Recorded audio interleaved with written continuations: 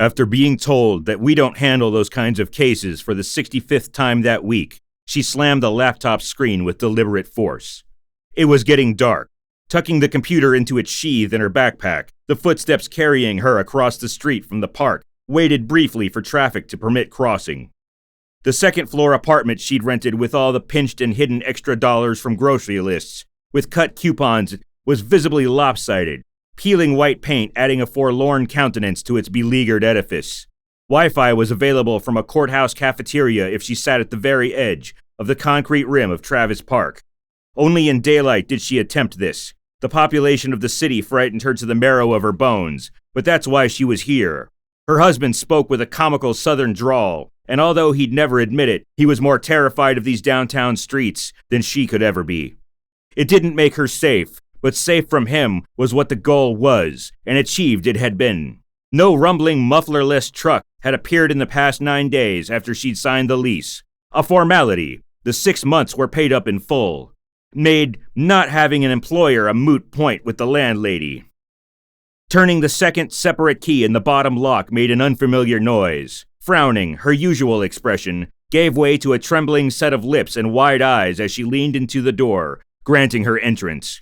Only opening it enough for her thin body to roll around the edge and slam it shut, the pair of deadbolts were hastily engaged.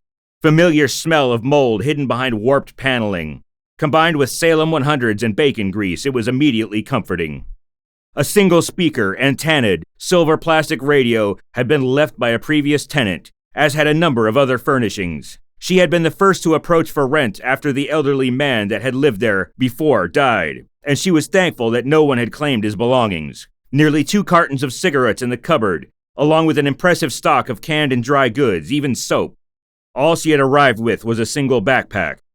It was hot, the middle of the summer, and while there was an air conditioner poking just as lopsided out of one of the windows, she hadn't engaged its services unless the temperature spiked over 100. Chain smoking on the screened balcony with a floor fan, while the radio played the public classical station, was her solo refuge nightly. An extra layer of screen had been stapled over the original from the inside, black plastic instead of the old metal, and it made for a comforting blur between her and the outside world. Traffic rarely ceased, foot or vehicle. The voices of peoples in different languages were constant. The courthouse a block away was 8 stories tall, and the eateries and bars surrounding hailed from many different cultures. It made the air thick with delicious cooking meals, with only a faint tinge of exhaust. The city buses were all propane-driven, and the avenue in front of her room one way. Underneath, the woman she rented from ran a tailoring and television repair shop, unbelievably still in existence. The glass and modernity of downtown ended abruptly at this junction. It had begun to rain, sitting low enough in the corner of the uneven balcony, the high side, so that passerby couldn't easily see the burning of her cigarettes. Vigil was kept until daylight. It wasn't the dark that scared her. She preferred it while sleeping. It was what was in the dark. The drizzle picked up in intensity. Being this close to buildings, the sky wasn't actually visible unless she walked outside and looked straight up.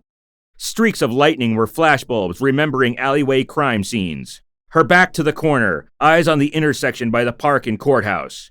That was where any vehicle would be coming from. Smiling in the slightly cooler tiny box, her bare feet wet as water streamed downhill to the other side. She watched one of the stray cats dart out from its customary shelter under the statue of the horse rider to snag either a bird or a mouse. Living with animals had never appealed to her, just another mouth to feed. At least they didn't talk. The fact that she couldn't understand most of the conversations that floated upwards to her perch came as a relief. Without the words obfuscating things, the intentions and the lies were obvious. It made her want to buy a plane ticket to anywhere but here, one way. Anywhere you and I can't pronounce, she'd tell the travel agent, frowning and serious. Too many people smiled, too often to be sincere. A baring of teeth, that's what carnivores do to intimidate. She'd never met a vegetarian. Hours had passed already. It was officially the next day, the soft voice of the announcer soothed in between violins. The rain had kept up its pace. That was soothing as well. There was no shelter anywhere around her building, no awnings. Her tiny balcony box was sinking with the storefront underneath it. Those looking for shelter congregated in the park, not much visible from here, or under the canvas awnings by the intersection. It's not the dark. It's what is in the dark. The liars using words to fool and coddle. Best stay vigilant until the daylight, then rest. There would be a few hours after that before the sun set to try more lawyers.